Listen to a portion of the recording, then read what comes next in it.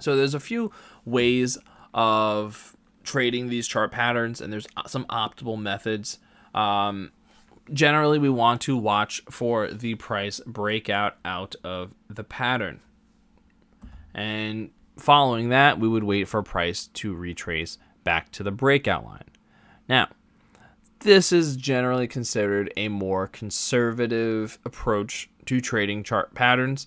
Does not always happen. Sometimes, let's say if there is a rectangular pattern, right? Maybe some sort of rectangular pattern. Price can break out of that period of consolidation to the upside and not retrace at all, right? There is no guarantee that a retracement is actually going to happen. The problem is there can and is often false signals in trading, right? And market movers, market manipulators, they sometimes will produce false indications to catch inexperienced traders off guard. They'll push price to the upper range and make it look like it's going to break out, causing inexperienced traders to trade in, they'll buy in, and then they'll push prices down. And now you're trapped or you're liquidated, and they'll push prices down and force it to go down. This is why it's generally advised to just wait for the breakout. Be patient. You can, at the end of the day, you can do whatever you want, but you're taking on a lot more risk if you don't wait for a breakout and you don't wait for that retracement. Generally, it's a much more conservative approach when price is at that standstill and we're in a formation of a pattern, especially when we reach that apex of the pattern. It's important to not chase trade opportunities, as prices can break out and retrace later than expected, or just not break out at all. Another thing we want to consider, see if price is rejected from the breakout line or if it actually breaks through it. We are waiting for confirmation as much as possible. That's the more conservative approach to trading anyway.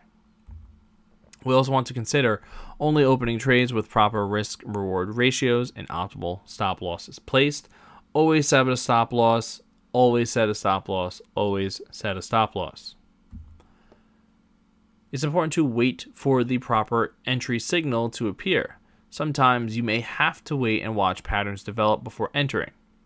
You'll need to develop the discipline to wait for the proper entry without taking on too much risk. And this is something that really sets the difference between experienced traders and someone who is inexperienced or just gamblers, right? Experienced traders, professional traders, they're waiting for the proper entry signals to appear. Sometimes that could take days, that could take weeks. Some of them even are waiting months.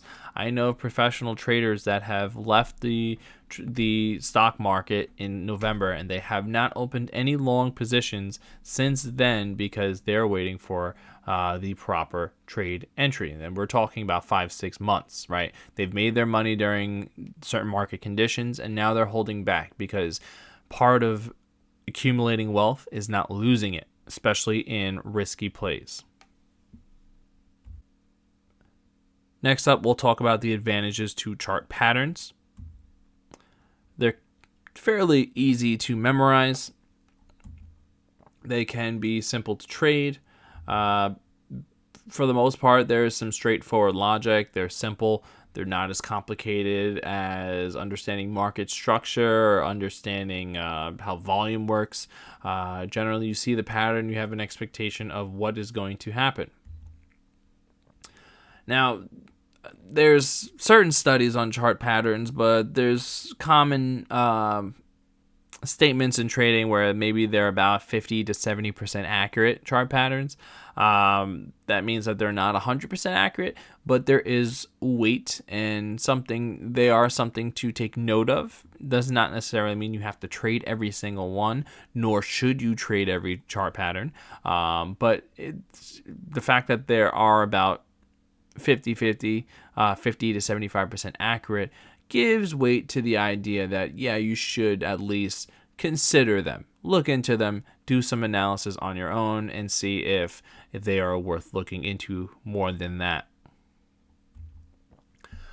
Another advantage to chart patterns is that they can give clear or clearer entries and exits depending on the shape of the pattern and the overall market setting and the scenario.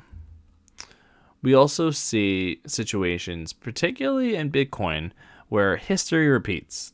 Bitcoin loves to repeat patterns, not even necessarily the patterns that we have discussed here. It has certain price patterns that it really likes to repeat over and over and over.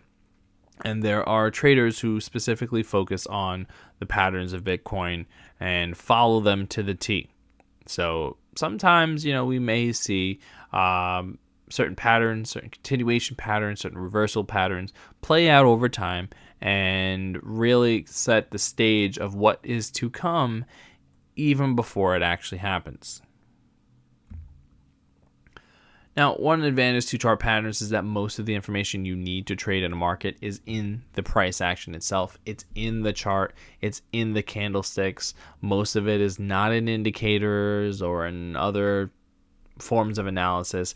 The main thing that really trade should be based on is the formation of the candles of the actual chart itself. And chart patterns are an extension of that. They're actually the formation of the candlesticks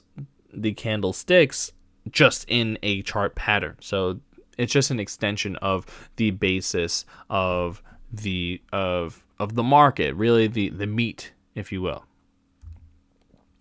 And another thing to consider is the trend.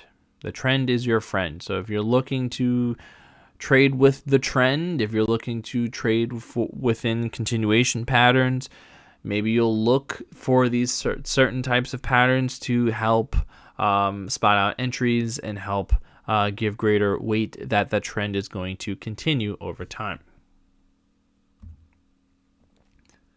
Now, with advantages, there are disadvantages to chart patterns.